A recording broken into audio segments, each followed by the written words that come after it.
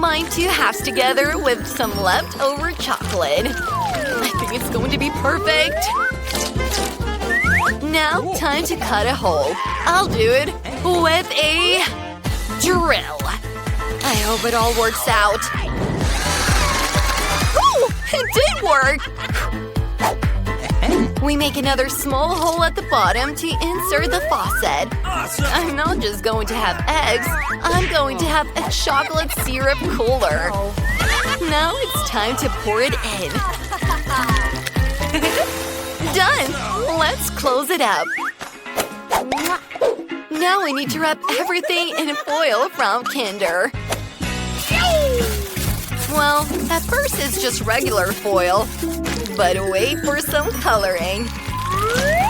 Perfect! All done.